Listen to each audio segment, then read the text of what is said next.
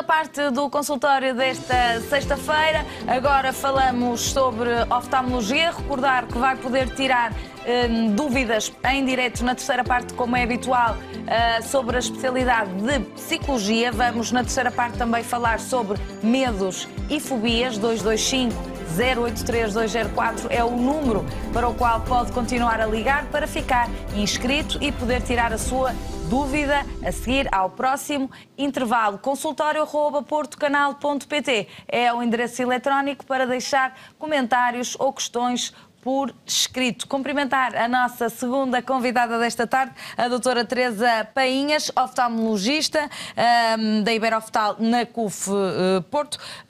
Muito boa tarde, doutora Teresa. Então vamos lá saber o que é isto de inteligência artificial, porque eu, tal como muita gente em casa, poderá pensar inteligência artificial naqueles filmes científicos, assim, coisas que nós não percebemos muito bem. Então, o que é a inteligência artificial?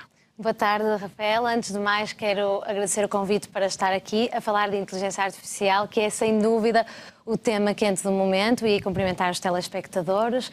Como oftalmologista, parece-me de facto essencial abordar este tema, perceber como é que a inteligência artificial pode influenciar o futuro da prática médica e a relação médico-doente, que é muito importante.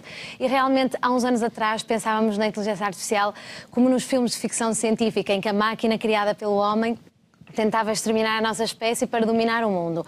Hoje já temos informação suficiente para perceber que, de facto, a inteligência artificial pode ser um aliado e não apenas uma ameaça. Eu trouxe um diagrama para os telespectadores verem em casa, para percebermos um bocadinho estes conceitos. Inteligência artificial, machine learning, deep learning, são tudo temas muito utilizados nos dias de hoje. Então, inteligência artificial é um conceito amplo, é ciência que permite aos computadores mimetizarem capacidades do ser humano que requerem inteligência, tal como fazer traduções, falar, fazer problemas de lógica.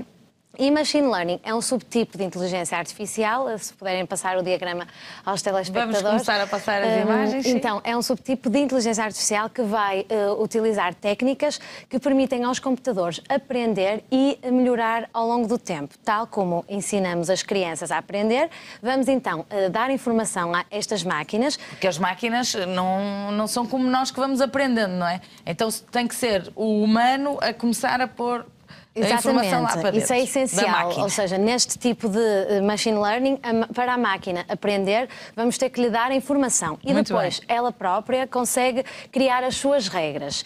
E deep learning, que é uma técnica de machine learning muito popular nos últimos tempos, é inspirada no que se chama, este nome difícil, que é as redes neuronais artificiais, é inspirada no cérebro humano.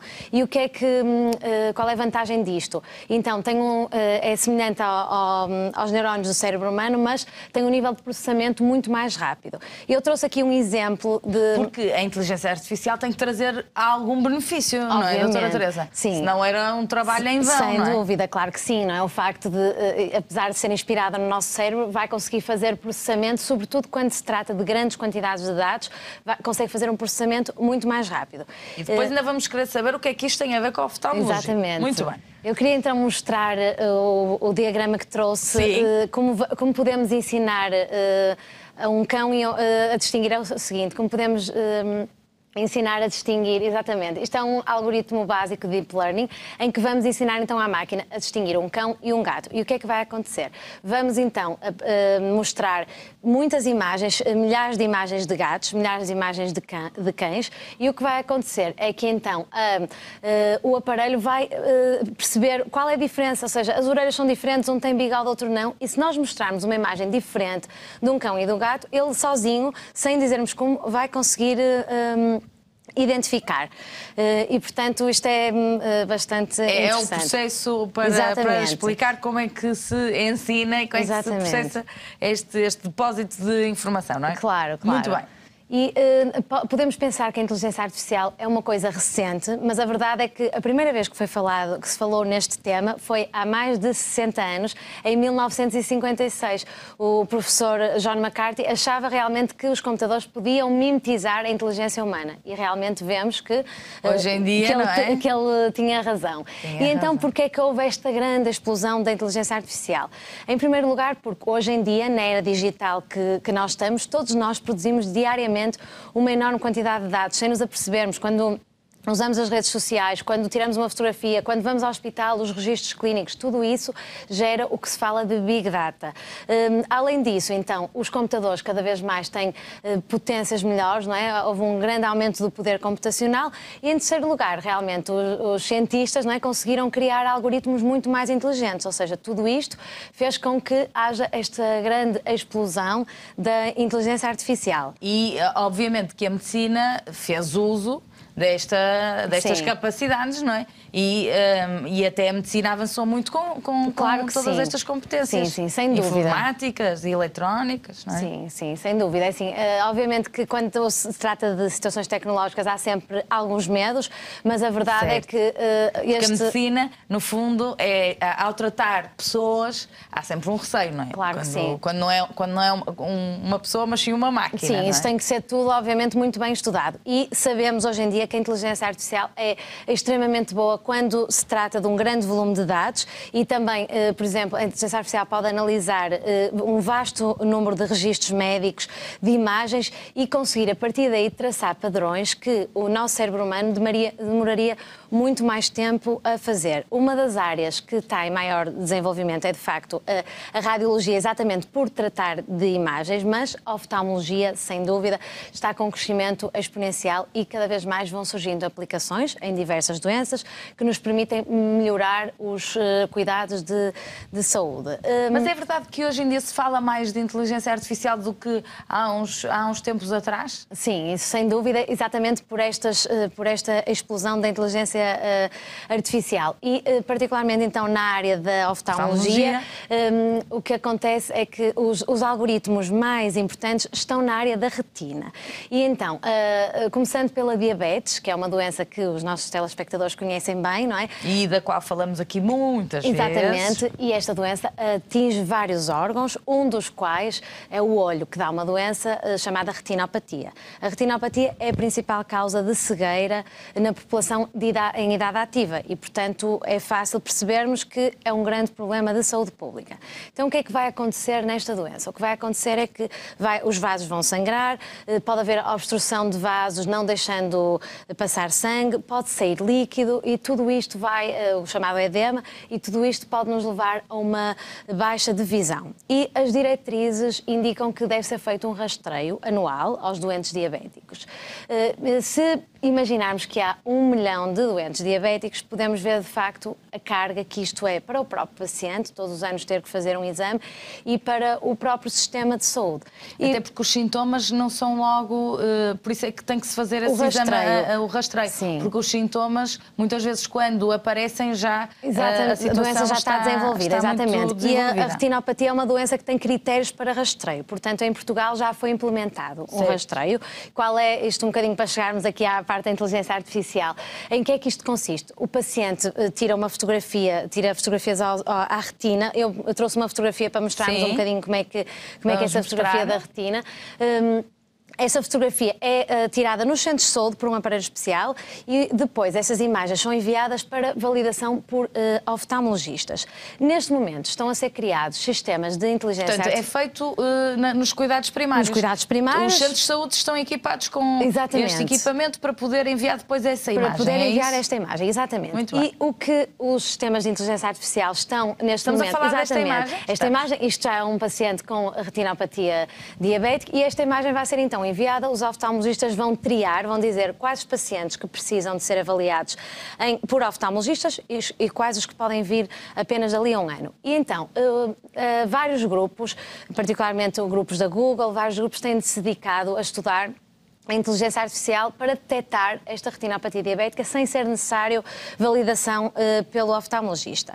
Em Portugal já existe, em alguns centros de saúde... Para aqui poupar tempo?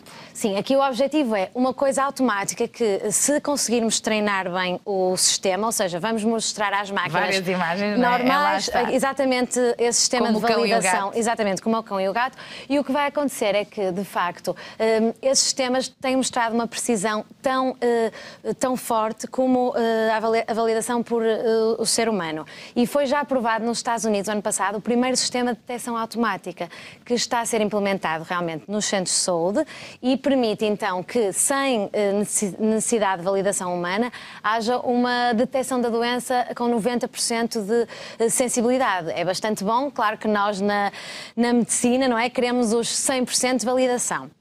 Claro, mas se pensarmos que entre 8 a 10%, apenas 8 a 10% destes exames têm alterações, ou seja, apenas 8 a 10% vão ter de facto que ser vistos por oftalmologistas, isto é muito interessante, sobretudo também em situações em que os pacientes estão mais longe dos acessos, ou seja, conseguem fazer isto na área da residência. Isto é também bastante interessante na área da telemedicina, em países que não têm tanto acesso aos cuidados de saúde, porque numa primeira fase conseguimos perceber... E nós, em Portugal, nesse aspecto, e como nos está a reportar, temos uma sorte. Só que as pessoas às vezes queixam-se muito, mas pelas palavras da doutora Teresa percebemos que há este rastreio, que há estas máquinas nos centros de saúde, e há países que não têm. E nós já temos até alguns sistemas de leitura automática também. E pronto, isto realmente é a retinopatia diabética, é muito interessante. Ainda na área da retina, como disse, é onde temos os algoritmos mais promissores. Neste momento, uma empresa da Google, que é a DeepMind, está a desenvolver um aparelho que aqui não usa a imagem do fundo ocular, mas usa um exame de OCT que eu trouxe, tem várias camadas que identificam-nos as várias camadas da retina. E o que é que vai acontecer então aqui? Eles, através desta imagem, vão conseguir identificar mais de 50 doenças oculares. Isto é de facto incrível. Este sistema... A doutora Teresa toda contente com isto, porque de facto isto depois tem um impacto brutal no vosso trabalho. Sim, não é? Claro, vai-nos despender, não vamos perder mais tanto tempo em determinadas funções, vamos dedicar a outras funções mais complexas e também, obviamente, vai-nos ajudar nos diagnósticos. Mas isso já existe ou está quase a existir?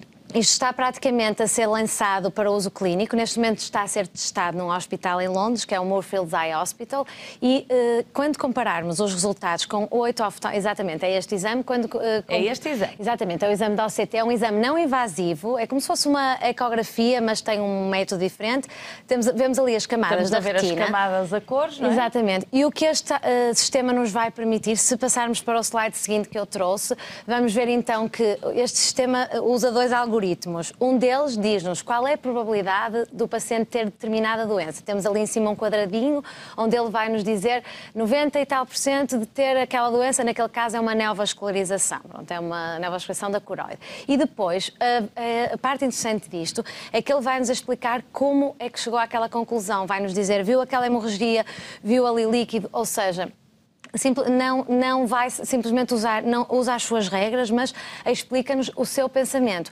Isto é bastante interessante e aqui já não para utilizar em cuidados de saúde primários, mas já nos nossos consultórios de oftalmologista para nos ajudar na detecção das doenças de forma mais precisa, que é isso que nós oftalmologistas queremos na medicina. E estamos a falar, deu-nos o exemplo da retinopatia, mas deu-nos outros exemplos de patologias que beneficiem com esta inteligência artificial e estes avanços. Então, por exemplo, na área do glaucoma, que é também uma patologia muito importante, é a principal causa de cegueira irreversível no mundo e esta é uma doença não da retina, mas é uma doença do nervo óptico. O que é que acontece? O nervo óptico, com o avançar da doença, cujo principal fator de risco é a pressão intraocular, vai sofrer um afinamento e isto vai se traduzir, se não for detectado a tempo, numa perda do campo visual e em cegueira, ou seja, é uma doença, uma patologia muito problemática porque não conseguimos reverter a doença, exatamente, apenas... Também já falamos aqui do glaucoma, porque de facto também são doenças, não é, doutora Teresa? Com o aumento da esperança de vida, naturalmente também têm mais anos para se revelarem, não é? E depois anos para que os oftalmologistas ajudem ali a contornar os sintomas, não é? Aqui a questão é um bocadinho diferente da diabetes. Isto porquê? Porque o glaucoma não é uma doença imagiológica, ou seja, não basta olhar para o nervo óptico, que eu trouxe umas imagens também de... Não é tipo fotografia? Não é só fotografia, é glaucoma, não. Nós oftalmologistas vamos olhar para o nervo óptico e vai-nos dar uma suspeita, depois vamos integrar dados de o OCT também, aquele exame que eu mostrei, vamos integrar também a espessura da córnea, uma série de dados, ou seja, não há propriamente uma definição standard de glaucoma.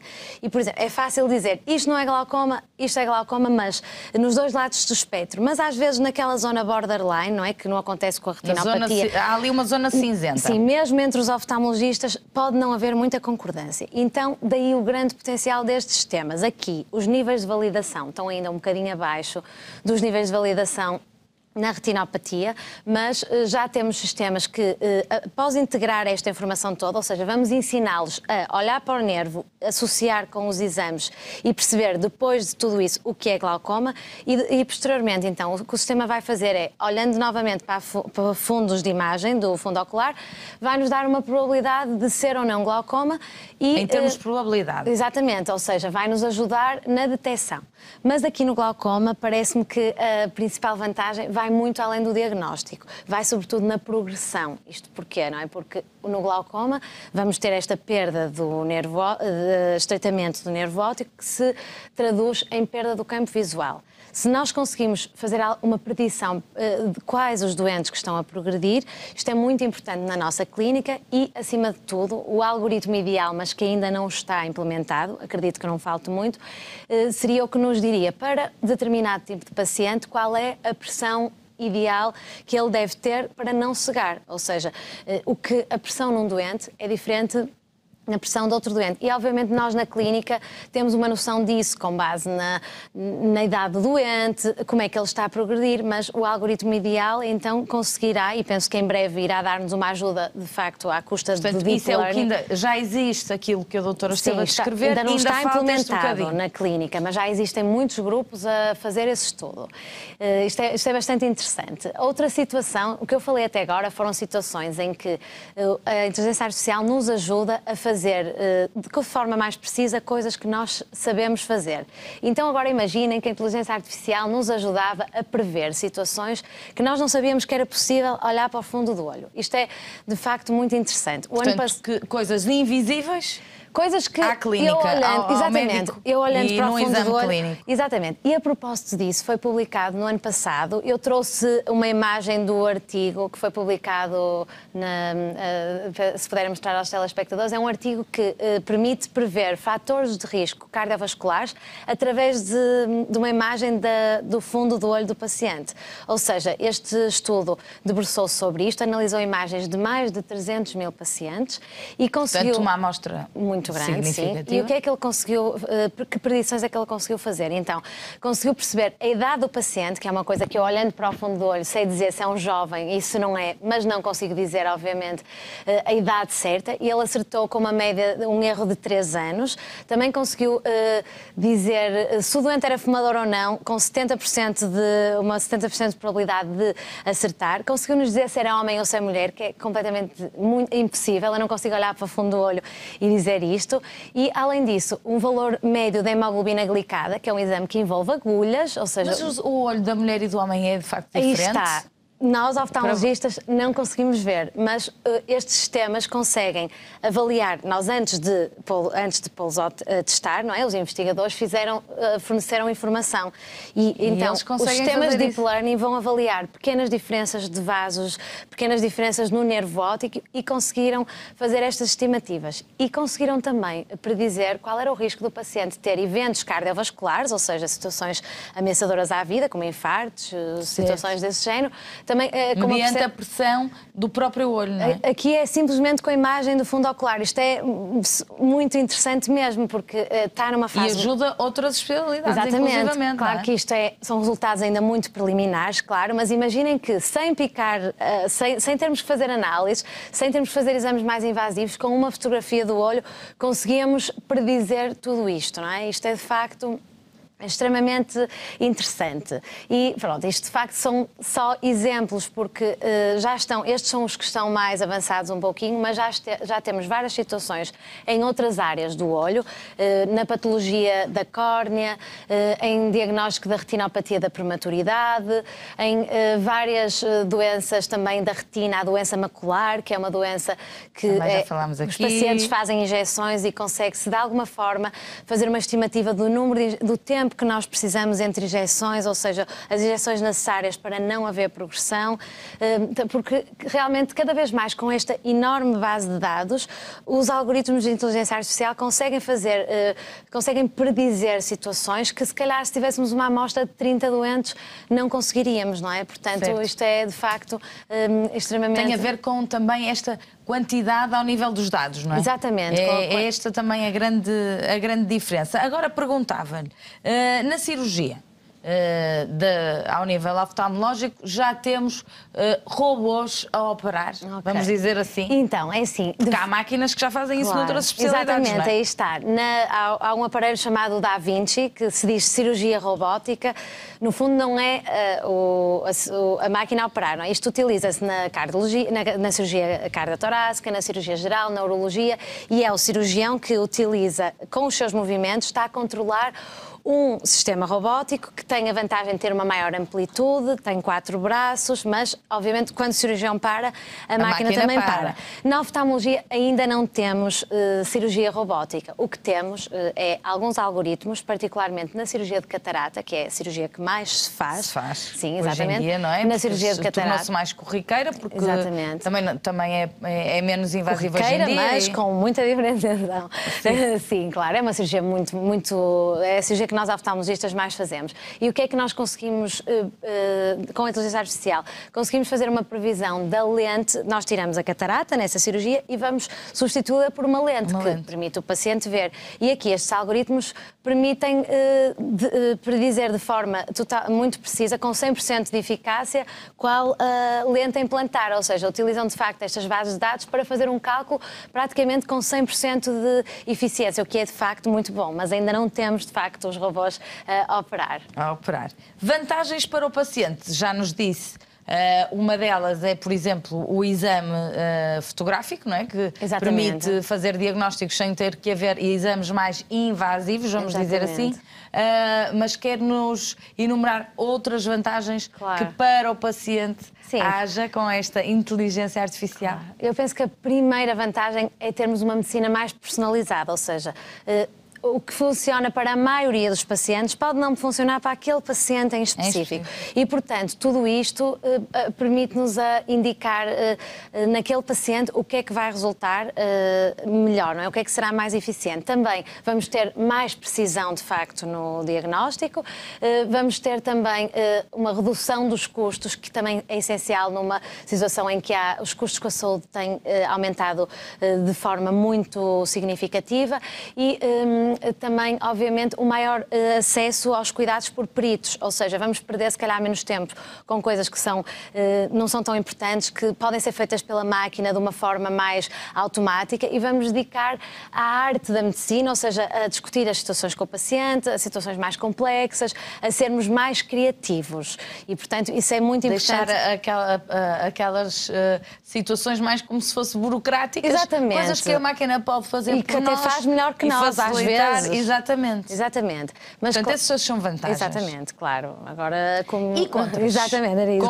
Como tudo na vida, haverá algum contra. Que há contra. O primeiro, assim, que o principal é, de facto, a diminuição. Vamos perder um pouco capacidades médicas. Eventualmente, pode-se perder a capacidade médica se deixarmos de fazer determinadas tarefas. Claro que, se essas tarefas forem feitas de forma eficaz, ótimo. Mas temos que ter algum espírito crítico e não confiar na máquina de qual... 100%. Obviamente, claro. Também a parte da relação médico-doente, ou seja, temos que usar tudo isto, mas sem perder a humanização, porque nós médicos já nos queixamos um bocado que os registros clínicos nos afastam do paciente e, portanto, temos de ter algum cuidado para... A vossa própria obrigação médica de ter que ter tudo registado, etc, também vos retira tempo de contacto com o doente. Claro, também mas sentem isso da vossa parte. Sem dúvida. Que às vezes os doentes queixam-se da parte da parte do doente, não é? Há essas queixas de que às vezes os médicos e quase não olham para nós, não é? Exatamente. Ouve-se muito isto. Pronto, hoje mas em isso, dia. a inteligência Mas é bom ouvirmos da parte dos médicos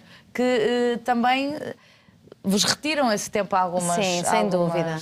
burocracias, vamos dizer assim. Exatamente. Outra situação é que estes algoritmos não têm o contexto do doente. Quando eu estou a fazer uma consulta, eu consigo falar com o paciente, perceber se outras queixas que vão além de uma simples imagem. Ou seja, o contexto é muito importante e também uma situação muito importante é a ética, ou seja, quem é que se vai responsabilizar pelos erros das máquinas, não é? Quando no Facebook nos mostram a cara da Joana em vez da cara da Ana, tudo bem, é um erro, mas que não tem consequências. Na área da saúde é tudo um bocadinho diferente. Não nos podemos esquecer desta situação, ou seja, tudo ser muito validado, percebemos como é que os algoritmos funcionam e dar-lhes bases de dados muito extensas e boas porque eles só predizem com base no que nós nos mostramos, apesar de fazerem as suas próprias regras, não é? E, de facto, eu acho que, pesando então os prós e os contras, acho que a inteligência artificial podemos vê-la talvez como uma parceria entre... Exatamente, uma parceria entre o oftalmologista e a máquina e não como uma ameaça, ou seja, libertar as tarefas que eles fazem melhor, que a inteligência artificial faz melhor, estas tarefas repetitivas, os rastreios, e nós fazemos a parte mais intuitiva. Por exemplo, mesmo nas cirurgias, o Deep Learning não tem a capacidade de, numa situação orgânica inesperada, conseguir ter uma... Exatamente. E também a capacidade de comparação, não é? A experiência de um clínico e dos anos, não é por acaso que quanto mais anos de trabalho numa profissão, dá mais experiência. Isso aí nunca se pode tirar. Claro, um profissional, seja de saúde, seja de outra área qualquer, não é? Portanto, uma última ideia final. Os médicos oftalmologistas ou outros não vão ser substituídos pela máquina, eu penso que não vamos ser, de facto, substituídos e penso que isto vamos ter, sim, não uma inteligência artificial, mas uma inteligência aumentada, em que vai haver esta parceria para nós ficarmos mais fortes, ou seja, mais capazes de dar uma medicina personalizada, com mais precisão e ajudar no diagnóstico e na terapêutica do paciente. Muito bem, agradecer a presença aqui da doutora Teresa no consultório. Nós ficamos aqui mais elucidados com este tema muito interessante. Seguimos para um breve intervalo, a seguir Psicologia. Até já.